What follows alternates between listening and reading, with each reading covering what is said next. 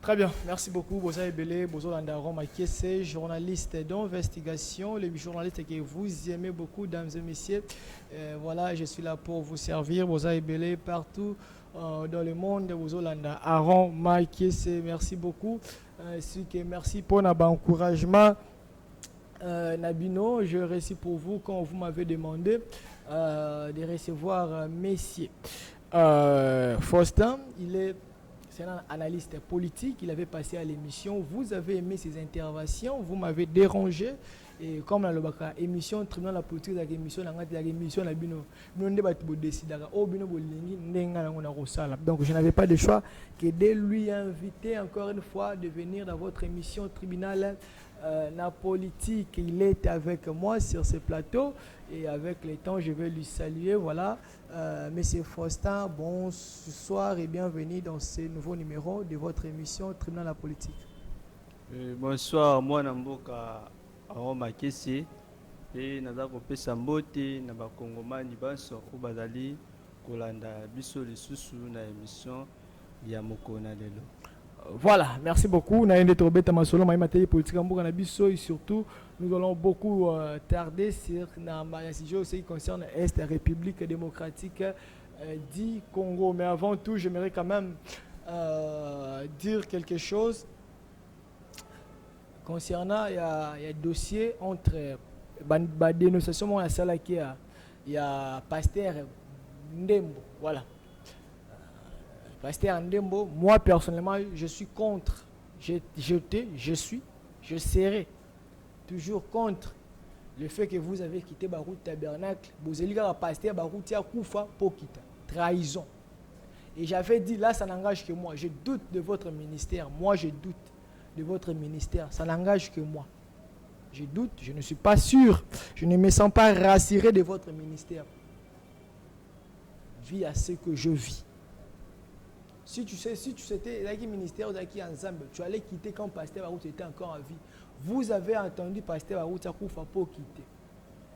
Et tes proches m'envoient des messages. Donc vous devez les interdire. Moi, je fais mon travail. Si c'est faux, ce que je dis, c'est faux. Ce n'est pas ça. Mais je l'ai fait. Je suis en train de dénoncer. Je suis contre. Moi, je donne mon point de vue ici dans l'émission Tribunal de la politique. Venez, envoyez vos gens ici. Vous avez peur de quoi? Je pose que des questions. Il y a des questions sur vous. Ezali. Au cas où vous allez venir. Donc venez, si vous pensez que c'est Dieu, vous n'avez rien à faire et tout comme ça. Venez à l'émission, venez dénoncer, venez ici.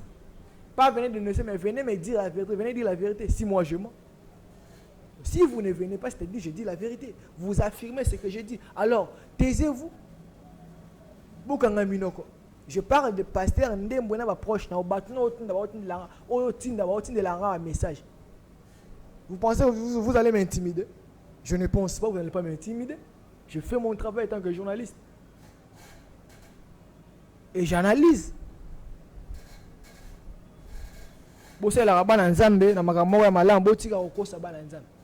Pasteur Dieu m'a dit, cette année il n'y aura pas l'élection. Hein? Dieu m'a dit. Vous blaguez avec Dieu. Comment il s'appelle encore? Roland Dalo. Dieu m'a dit cette année il n'y aura pas l'élection. Je ne vois pas l'élection. Je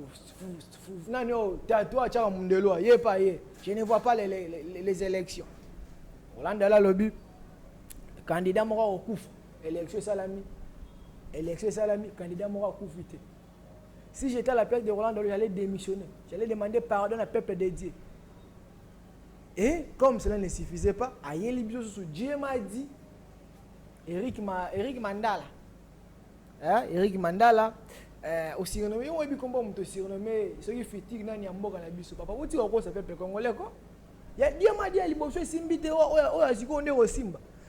Nzambala la rata linga registre, te mutuno, oh, pesa qui prophétie, on a bakangi, a ote ka fufu na poto, drogue, na poto, mutuno, arrêtez.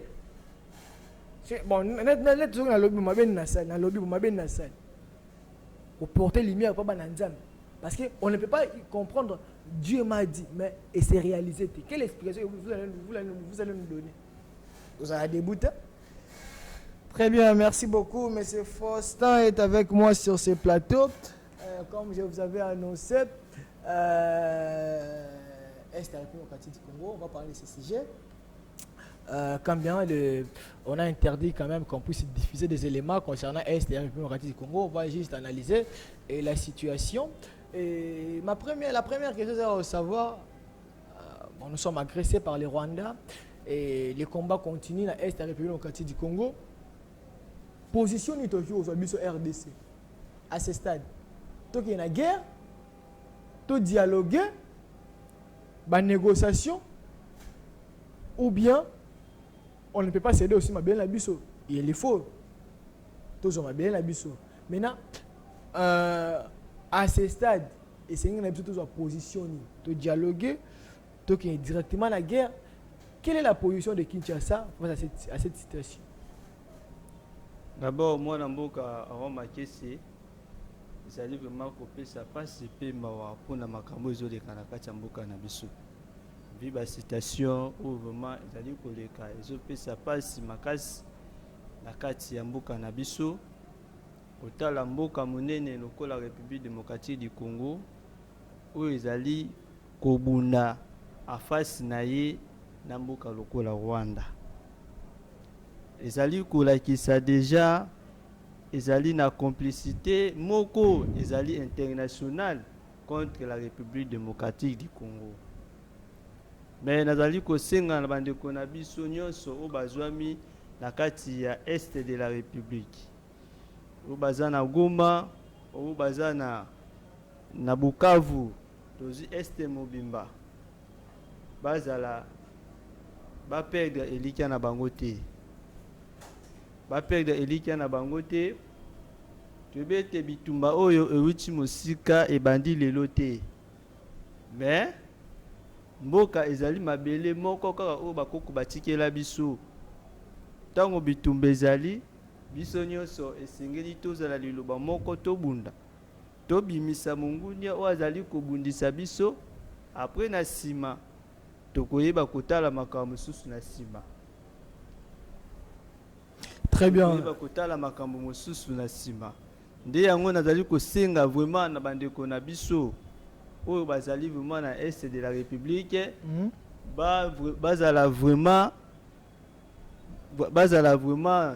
soudé batika te mongunia a profiter bazala te na se a faiblesse pour te mongunia a profiter aiba ko zwa vraiment oyo ezali vraiment mboka na biso pe nazali kosenga na bandeko na biso a toza na kati ya Kinshasa.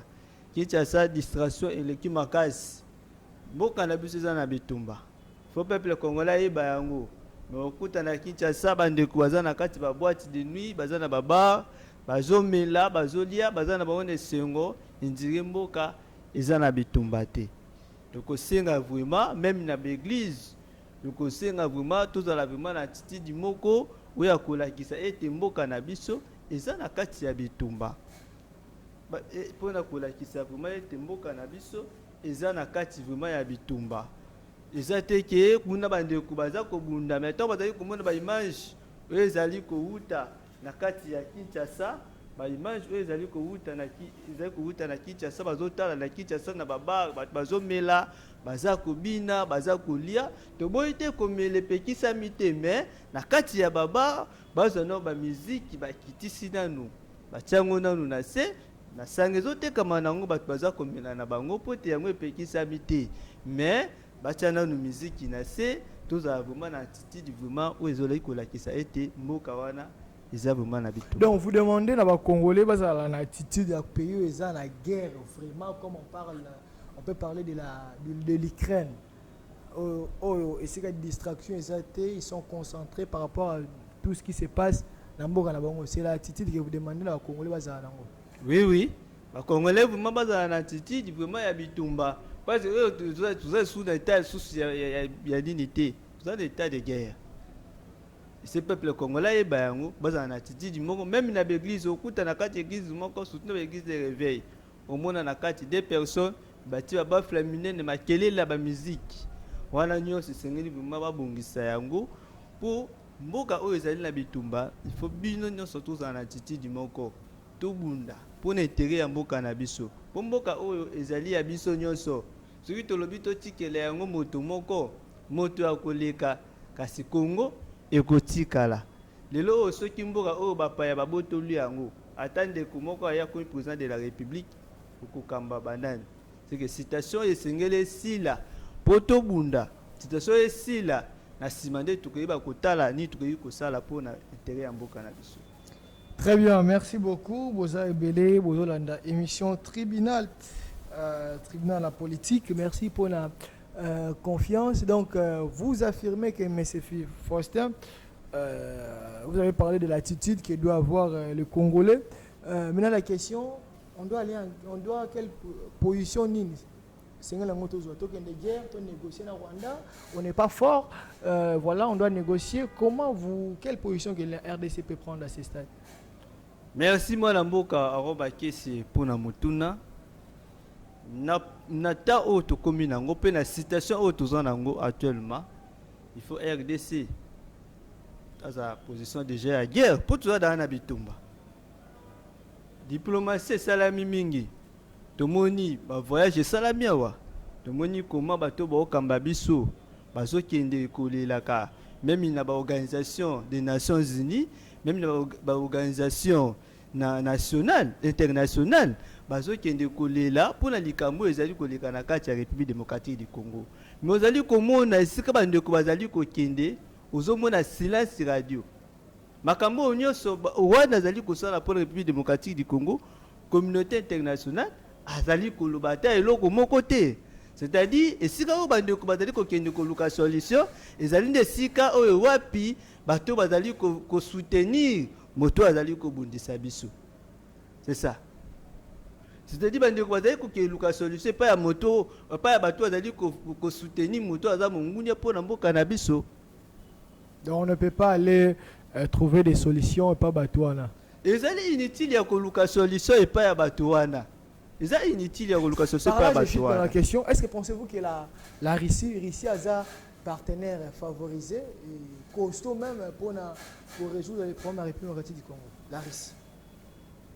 Ou bien il n'y a pas d'argent au moni pour l'intérêt ya mboka pour l'intérêt ya Congo président Mobutu alobaka eloko moko soki nakoki kosala même bakor on a diable pour na kimia ya mboka pour l'intérêt ya peuple akoki kosala yango. OK.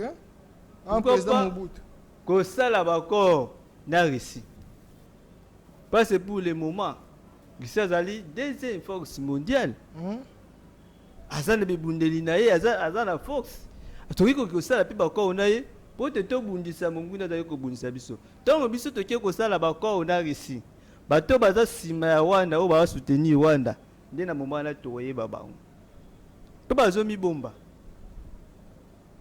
bato baza na nsima Rwanda parce que Rwanda pays mo eza moke so totali d'abord na nombre ya ba militaire Rwanda aza na 35 000 hommes mais so totali biso na kati ya Congo toza na 100 000 hommes de ba 35 libosa 100 000 zo représenter c'est-à-dire eza na ba force moko eza na nsima ya Rwanda nde ezali kosala ete Rwanda apousse makambo azosala na kati ya République démocratique du Congo. Tokosenga na bandeko oyo bazokamba mboka bazwa nanu badiplomatie agissante oyo bagangaki dire ya 7 ans ya pouvoir ya ndeko Tshisekedi batiango nanu pembeni. Diplomatie etambola na minduki koto bosola koto bozobunda eza lokola miziki eza na bestimatalité miziki wana eza ne parti te tant bozoki esola koto bitumba ezosalema. C'est ça négociation et que ça la rapide et solution et que tout va mieux rapide. Na moment où tout ça sous la temps ya ko négocie doit titer tout en la temps ya guerre il faut que le partenaire soit fiable. Ce qui est signe est la récit c'est normal ça là bas on a récit pour l'intérêt ya mboka na biso bitumba vraiment et si la peuple congolais a récupéré mabele ou yaye a récupéré somi na o bapaya bazali vraiment kobotola. On doit aller en guerre, on doit faire la guerre contre le Rwanda et on est à propos na yon mais c'est Faustin on doit faire la guerre na ba Soudan nini na ba Minduki nini. Moi na mboka aroma kesi biso toa na ba soda toa na militaire ou baza bien formé même côté la ba soda wana ya Rwanda liboso ya militaire congolais ba représenter le mon côté toza na ba soda ou baza formé problème eza nini ba soda na biso baza kolia malamu te baza kofuta bango lifuti moko oyo esengeli te yango ozali komona eloko ezali kosala ba militaire na biso bazala un peu découragé ndio ozali komona makambo za koleka na kati ya mboka na biso ndeko ya Roma kesi yo ozali komona un militaire azali kofuta mana 200,000 francs congolais loba na ngande ndeko ya Roma kesi avec 200,000 francs congolais akoki kosala na ngonini moto azali kobunda pour l'intérêt ya mboka a sacrifier vie na ye pour l'intérêt ya mboka mais vous allez kofuta li futi ya moke 250,000 francs congolais akosala ngoni mais ça peut muto azana ba problème azana libota na ye 250,000 francs congolais wana lelo o soki militaire wa azali kobunda pour l'intérêt ya mboka akwei toi zip likambo mais azali kozanga même itonga kene na ba centre bisika oyo ba militaire bazwaka baso omona militaire azo kozanga même itonga pour ba betaye mi azali kobunda pour intérêt ya mboka siko loba na ngai akosala nini bandeko batala salaire lifuti oyo ezali ya ba soda pourquoi pas kofuta soda ata $500 ceux qui totie $500 na to na biso bopesa soda ata 1,500,000 francs congolais ezali mbongo muke parce que moto azali kobunda pour l'intérêt ya mboka lelo o ba député ba bazali kofuta $21,000 ba ministre o lifuti na bango bazwaka yebani te ba sénateur o lifuti bazwaka so $45,000 elo ni bazali kosa pour na mboka sénateur ni na telema ke kobunda kuna na est pour l'intérêt ya mboka na biso bazate ezaka ba militaire bazali konyokwama bazali kovivre na ba conditions moko ya mabe mais bazali kobunda pour l'intérêt ya ekolo bazali na bolingo ya mboka ngolo batekelo ko bazali na bolingo ya mboka il faut bo motiver bango te il faut bazala motiver bo moral na bango ezala malamu babunda makambo nyonso zali koyoka vraiment ekosila soki babongisi difuti vraiment ya militaire ekosbitumba oyo kozala lisusu te. Pensez-vous qu'aujourd'hui, député Nabiso, et c'est qui a salaire nae, et cause mon selon la robakisi en pour la libéla, et pas bateau à l'île bunda pour l'intérêt en boka Nabiso. De quoi on m'a question, est-ce qu'il n'y aura pas des inconvénients par exemple? Inconvénients kozalate, inconvénients tamoke kozalate. Il faut que tu ça salaire kobanda na yemoko président de la République ndeko Tshilombo olobi il faut que tu ça salaire kobanda na yemoko président de la République ndeko Tshilombo dan président de la République oui bagriche salaire il faut salaire na bango nesi salaire okita parce que ndeko ako makesi oza komona na budget ya mboka plus de 70% ils na institution baonde ba bénéficier lango so tali na ministère ya défense ba soda bazolela toke na ministère intérieur ba policier di futa malunga za te 200,000 francs congolais toke na ministère enseignement batu bazopesa bana mayele di futa malunga ezali te toke na ministère ya santé ba minganga ba docteur baza kofuta malamu te baza kofuta malamu te totanga ba ministère kaka wana oyo ezali ba ministère moko esimi vraiment ba via ya bana mboka mais ozo kotala moto lokola député azozwa $21,000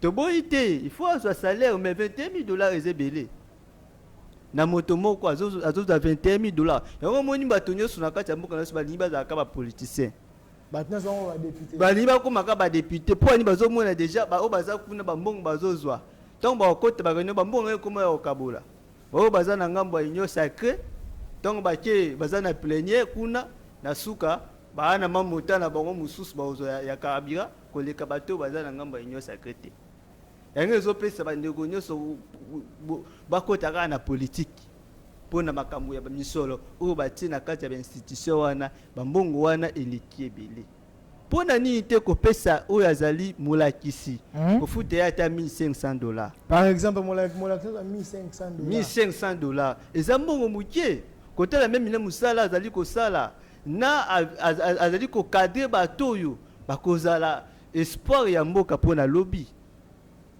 Soki lelo bandeko baza wana na parlement bazo siéger po balekaki na bas de l'école batangaki bane batangisa bango eza balakisi wana mais ntango bakomi na esika wana babosani balakisi po bavandisi bango na esika oyo bakomaki.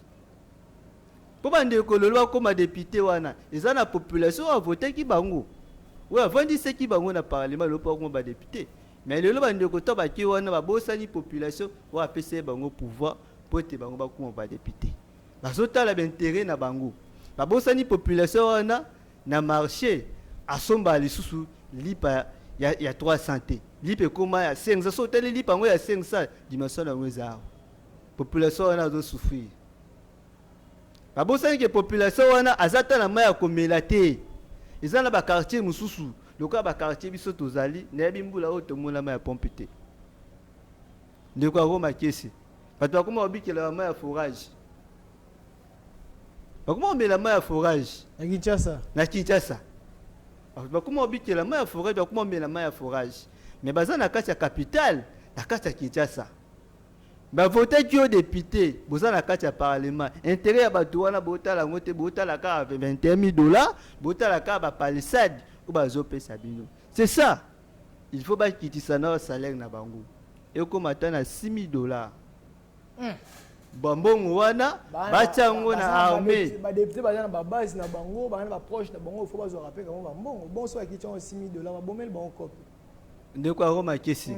Est-ce ba base yango bakenda opesa ba mbongo chaque jour chaque dimanche c'est pas que on opesa ba est-ce base on a voté bango pour que on opesa ba mbongo tu as voté bango bakende na parlement ba voter bango ba loi o esengeli pour avancement ya mboka na biso. Les députés sont incapables de voter na ya proposer loi amoni que eloko malamu c'est là okenda opesa mbongo mabeza peta pas incapable de proposer loi maele na motoalité abi comment bon on a kabona la population asali pe mabe ndeko Roma kesi omoni batebele bazokota na kati ya politique bazokota ngo na kati ya loyenge yango esengeli na kati ya mboka na biso makambo nyonso il faut changer.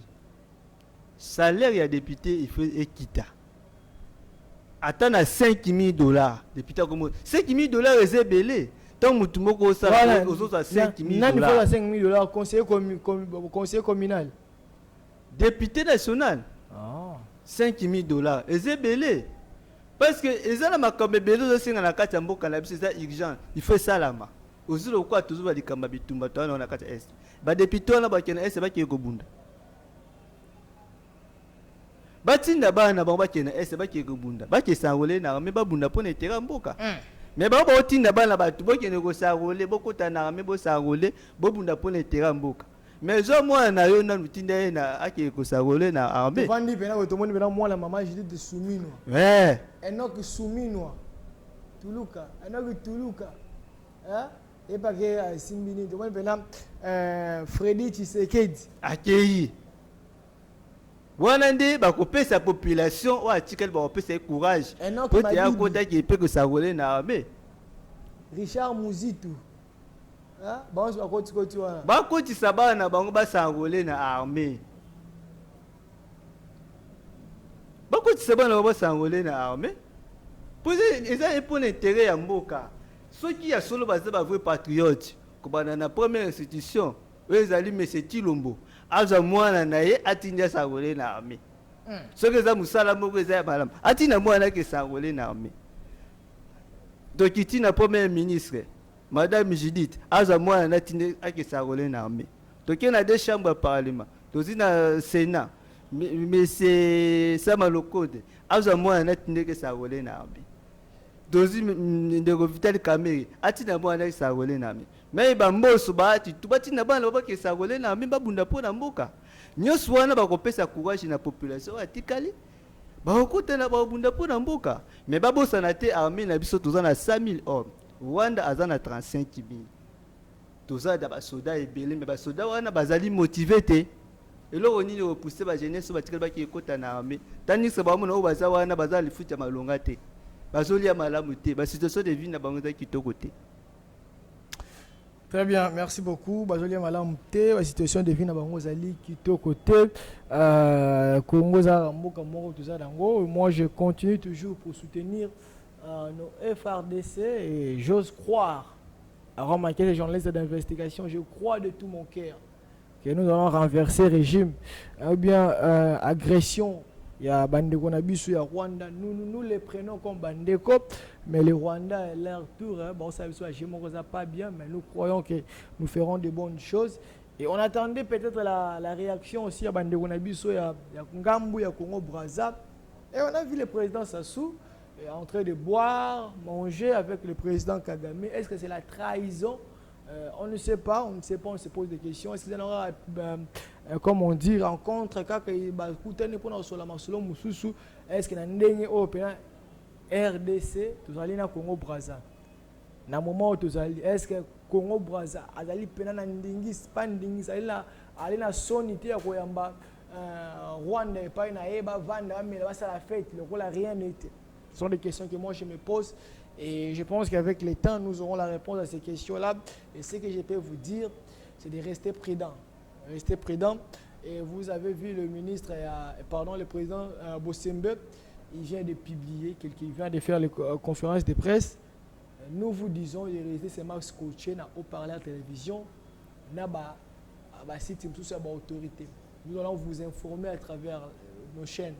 Donc ne vous laissez pas manipuler. Ceux qui ont parlé à ces informations ne confirmez pas encore les informations. Donc c'est ça que moi je peux vous dire à ce stade, et surtout ceux qui sont très dans la politique, le bel côté, vous gardez le silence, vous gardez souffle. Le bilan c'est la Aron Banda, émission tribunal de la politique Banda. Après, on a confirmé ma Yoki. Donc voilà, et surtout mes caméras sont déjà là pour vous servir dans Messieurs président Félix Tshisekedi-Tshilombo, Est République démocratique du Congo, entre les mains c'est qu'on doit quand même être franc que Est République démocratique du Congo, ils ont en possession il y a M23. Pensez-vous que le président Félix Tshisekedi-Tshilombo, à ce stade, pour sauver l'honneur ou la République démocratique du Congo, il doit démissionner? Moi, Namboka Aroma Kesi. Nakosenga Nandeko, Monsieur Tshilombo, azonga na discours na ye. Il y a le 18 décembre, campagne électorale. Il bosse à Bapandisango ya Top Congo. Et ça, le message moko ya pesa qui peuple congolais. Le 18 décembre 2023. Ndeko Tshilombo loba kiboy. Ceux qui a eu qui lisusu lisasi moko eleli na Goma. A déclaré guerre na Rwanda. A kosangisa les deux chambres. A osinga bitumba na kati ya Rwanda. Omoni tango ozali mokonzi ozali kokamba mboka. Yebaki maloba nyonso ozali koloba. Population azali ko enregistrer yango. Nilo tozali na minute o tozali mboka na biso za na bitumba. Ndeko Tshilombo tanga azoli azomela yebaki mboka za na bitumba. Azoli azomela za nesengo. Mayebaki za na bato moko o bazali kosopa makila na bango zo sopana pour netere ya mboka. Zali ba soda na biso bazali kobunda na kati ya Goma. Ndeko Tshilombo na moma o tozali akokisa maloba o ya lobaki. Akokisa maloba o ye alobaki. Ce que kosenga on changer constitution. Papa, na moma o ta constitution ezali susu te. Maloba ki yango on changer a respecter maloba on a changer constitution. A respecter maloba na ya kubiya ko bunda na Rwanda. Ye memela biso Kagame awa. Na matanga papa Etienne. Tomuna Kagame abayambana Kagame azifle akitya. Babetele maboko yona nobo ya Kagame. ndeko Chilombo amema biso kaka mawa eza berero ya salaki na minute na ta oyo toza nango peuple congolais alakisi ete ana bolingo mboka na ye mais peuple congolais azosinga kaka na ndeko Chilombo eloko moko guerre tobunda na Rwanda pote kotala Congo face ya Rwanda a représenté eloko te akokisa maloba na ye oye alobaki pote na minute oyo lisasi lisusu te mais nde bangunde baza na kati ya mboka babotoli beteni ya mboka eza na maboko na bango atalisa vraiment ya solo ki aza mobali atalisa ya solo ki aza mobali aza na mobali te ya kolata pantalon mais aza na mobali vraiment ya kosala ba acte pour l'intérêt ya peuple congolais peuple asengi nde bitumba tobunda po tozoda na bitumba toyesu na te ya badiplomatie te ya banégociation te ntango toyoki esolola na bango kuna bitumba esalama wana nde na moma wana kozala leson mpe mwa bitumba mike oyo tozoyoka ekosalama lisusu te kimia ekota na kati ya mboka soki amoni ke ye akoki kosenga bitumba na Rwanda te alingaki na biso na système na ya négociation wana peuple congolais ekosimba te soit a démissionné pour na moment oyo tokomi eza suna te ya koloba te toali atandi ya baaction misala esalama tosuna te ya koloba te ke oyo na kosala boye non ta wana eza lisusu te eza nde ta ya baaction ta ya kokitisa trait de vie ya bainstitution loko wana bandeko mibanda ya kosenga depuis kana opposition mais ndeko Chilombo loko amona bango na ba 20 heures na ba blague ane komona lokola ba blague amona nini azoka mango na ba blague ndeko Chilombo abane kozwa ta bandeko bazoloba bokitisa balifuti oyo ba député wana bazali kozwa ba ministre bazali kozwa bokitisa ngo botala likambo ya ba militaire botala likambo ya ba enseignant botala likambo ndeko Chilombo bazwa wana ba 20 tala le peste komi lelo e monde ndeko Chilombo bazoloba nini likambo très de vie des institutions azolobela ngo lelo likambo déjà bandeko balwa bandakala ndeko Martin Fayulu loba yango bandeko bele ba no position mais comme on dit comme on dit toujours dans la vie l'homme est appelé à évoluer. Peut-être le président de la République a tali a occupé conseil parce que le conseil peut avoir un mokolo moroté hein au que bando ebisa moto bet la moto masolo mais on atteint à étudier le dossier puis à la fin après si raison c'est sûr qu'après si une raison en opposition papa au moins de Chilombo yé on a le président na yo de Chilombo président na yo oui toza koboya te abande kozwa makambo wana oyo bandeko na biso bande koloba lokwa na abande kozwa ngo lokwa na ba blague amona ngo bisakana amona ngo lokwa mebisano moko boya azoza lokwa na ba blague mais lelo ye moko aye kokoma na sika yango c'est ça omoni classe politique ezingi wana batata oyo babima Mobutu na Kunda baki batiki Mobutu bango bakimi baye bazwi Kabila ya tata batiki bakimi baye bazwi Kabila mwana lelo bawoyi wala bantouré amuna ningo bimate bazali na kata union sacrée bantouré batata o basalaka bawoyi wala bantouré mais ndeko Chilombo yeba soki lelo o asali erreur mboka na biso oyo ameki kokotisa bato baza ngunya na biso akotisi bango na kati ya armée akotisi bango na kati ya ba institution na kati ya gouvernement peuple congolais se charger na ndeko Chilombo peuple congolais a se charger na yi. Très bien, merci beaucoup peuple congolais à s'en charger dans ndeko Félix Tshisekedi de Chilombo. Et voilà, je vois vos messages, je vais lire ces messages et puis nous allons donner le mot de la fin à notre invité du jour, Bobby Parandete, Bobby Parate, en tout cas, gare à vous, bonsoir à Roma Kessé. Pour moi, le problème n'est pas Félix Tshisekedi Chilombo, le problème c'est les Congolais. On doit s'unir pour renverser Rwanda. Merci beaucoup, c'est Ndeko Mandenga. Voilà, Ndeko Richard, depuis Tchangou précisément, où je ne sais pas. Merci, une belle émission. J'ai une question pour ton invité. S'il était à la place du président Félix, il allait faire quoi? Merci. Quand il aura le mot de la fin, il va répondre à ces questions. Je prends ça. Mbote Paparon, Eza Ndeko Christivi, depuis Monga Fula, Natala émission na Makasi, les problèmes il y a République et Sengeli to sangana biso nyonso poto bengana ba Rwandais. Voilà, merci beaucoup. Dernier message.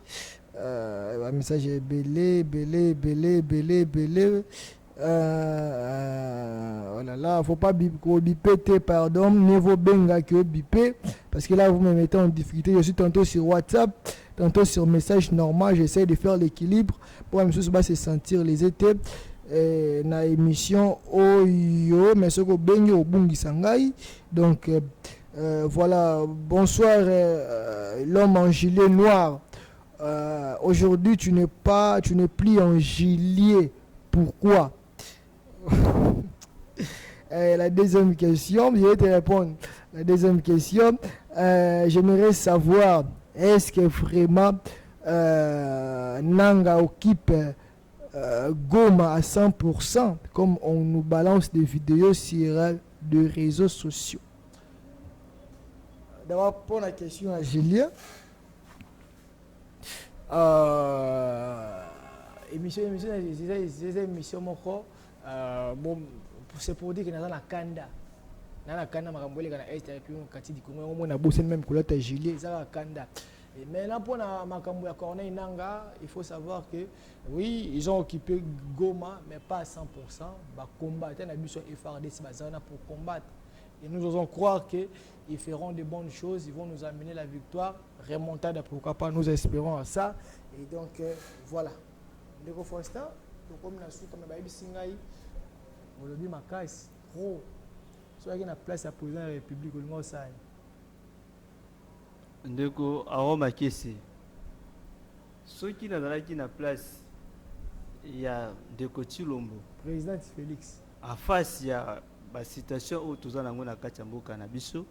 Ezali koleka surtout na kati ya est ya mboka na biso. Je vais déclarer la guerre na Rwanda. Ce qui est kosenga na sala ta a partenariat na diable na kosala yango pour intérêt ya mboka nanga na kosala yango parce que en phase de commune nango tout est sous en phase il y a ba ventirité il y a comme ma peuple na ba promesse na ba lubebele belité ils ont des phases il y a action il y a un des peuples à dire causer là. Moi il a fait pour aujourd'hui la caméra. Pour na lelo liloba nanga ya suka ezali nazali d'abord pour remercier peuple congolais na soutien oya la kisaki na mokolo ya mardi le 28 atambola ki aza déterminé pour na ko soutenir bapinga na biso o bazali kobunda kuna na este ya mboka na biso po ete kimia ekota peuple atalisi na mokili mobimba ete aza déjà déterminé pour te bitumba oyo esila. Ezali message moko monene au peuple congolais pesaki et pas ya communauté internationale. Ou azali na sima ya bitumba. Ou azali ko soutenir Rwanda pour te appuyer ezali richesse ya ba congolais. Peuple congolais atalisa ki soutien na ye, atalisa ki détermination na ye na message o ya pesaki ya ko bima na balabala ndi atalisa ki soutien yango wana vraiment. Très bien. Quelques salutations. Oui, nazali ko pesa vraiment mbote na bana nyonso ya Kaluka, bana ya quartier na quartier 1 kino na quartier 6 pe nazali ko pesa vraiment longonia na peuple congolais nyonso toyi kapiko kimia na kati ya mboka na biso ekokota. Voilà, merci beaucoup. Ça n'est fini complètement pour aujourd'hui. Merci de votre fidélité dans votre émission Tribunal la politique. Je profite de l'occasion pour souhaiter heureux anniversaire. Heureux anniversaire na couple Meshak Welo. Meshak Welo et maman Rebecca Welo. Nous, Tribunal la politique, nous vous souhaitons joyeux anniversaire. Couple Welo, joyeux anniversaire. Maman Rebecca Welo et l'ingénieur Meshak Welo. Voilà. Joyeux anniversaire à vous. Je vais revenir. Donc, laissez-moi d'abord dire féliciter ou bien souhaiter joyeux anniversaire à la couple Rebecca Meshak Welo, maman Rebecca Welo. Donc, lorsqu'on dit derrière un grand homme, il se cache toujours une grande dame. La grande dame en question, c'est maman Rebecca Welo. C'est elle qui maîtrise vraiment papa Meshak Welo. Je vais passer à la maison. On doit fêter. Ça c'est fête. Comme lui-même venait de dire à l'ingénieur Meshak Welo, Bolingozo ou Meli, mais au moins le rôle est ici. Maman Rebecca Welo, il faut te fêter, ça c'est fête. Donc ça la maramba la morote. Ça la maramba la morote, ça c'est fête. Donc voilà, merci à vous, joyeux anniversaire, à vous couple Meshak Welo. Voilà. Nazala message moko. Nazali kosenga na commissariat na commissaire na commissariat ya Kaluka major Ndeko Christian ameka mke ko benda ba policier ni matoi balongola Willy Willy asia longwa batia déjà Ndeko mosusu azawana Ndeko Christian. OK. Ameka ko benda ba policier ni matoi batika kotungisa bana Kaluka bakomi kokanga bikanga kanga na opération Ndobo. Opération Ndobo pona bango comme lokola machida moko boye. Nous allons komona bazokanga n'importe qui baba komona. Même na 19h mutazali kotambola bango baye ko menacer bakanga ye maboko na pochi bayi baba chombo tout. Ne opération Ndobo bazali ko sala. Zali ko benda bango matoi batika population ya Kaluka amesana na na kimia alingaka bitumba te batika bana Kaluka vraiment basikile librement. Mais na ba air tardif wana ndezali normal suki bomoni mutu na air zali tardif ya kokanga ye ko sécuriser après na tongo botiki akei na ye de sika na ye na kimia. Mais bango opération Ndobo bazali kokanga n'importe qui. Même mutu azali kotambola na ye kaka bakangi opération Ndobo na ba 19h 20h. Mais ezali vraiment malamu te. Voilà colonel Christian Batunaye. Batunaye batika likambo bazali ko sala pour la population Kaluka ezali vraiment malamu te. Voilà, merci beaucoup. Nous sommes arrivés à la fin. Colonel Christian. Je serai là dans la camp le bureau, on a eu bureau na vous allez m'expliquer, tu viens d'écouter Ndeko Faustin Aouti Koloba. Il est libre d'exprimer ce qu'il pense. Moi étant que journaliste, je viendrai dans votre bureau Nayoka. Makambo Ndeko Faustin lobina en direct awa. Eza solo, tu es lokuta. Ce qui peut expliquer à Congoman parce que c'est amené, c'est parmi les gens qui parlent au nom de la population. Donc lorsqu'il a parlé, c'est-à-dire il y a des problèmes quelque part. Est-ce que ça manque de communication? Soda n'a pas respecté le commandement bien à qui la faute? Donc je serai là pour prendre les informations. Voilà, merci, ça n'est fini pour aujourd'hui. Merci d'avoir accepté notre invitation. Mais au Cabana bon côté, on a deux personnes. Et monsieur ici. Martin Fayoul, Martin Fayoul. Oui, Martin Fayoul m'a dit. Nadelf Mouzit. Oui. Ce que je balance Martin Fayoul m'a dit. Nadelf Mouzit. Nanyo Aza inutile pour Namboka na biso. Non, Koloba inutile, vraiment, c'est vraiment trop dit. Sur le bi inutile, c'est vraiment trop dit. Ne? Moto Aza vraiment na bolungo. Yamboka na biso. Oyo combat na ye est sincère. Au maboko na ye est pembe. C'est Martin Fayoul m'a dit. Très bien. Il mérite le soutien de tous les Congolais. Kemuzitu. Voilà, vous préférez Martin Fayoul ou Kemuzitu? Oui.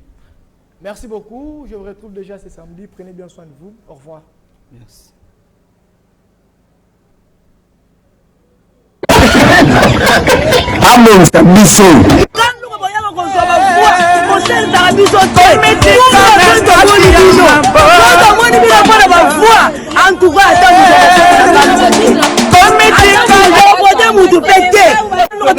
Abandonné. biso eloko te komitika na kati ya maboko mayo nayebisaka bino TV za radio te ya bongi le peuple d'abord akoma bisazo le peuple d'abord tangiriri akozoka kaka abongisa biso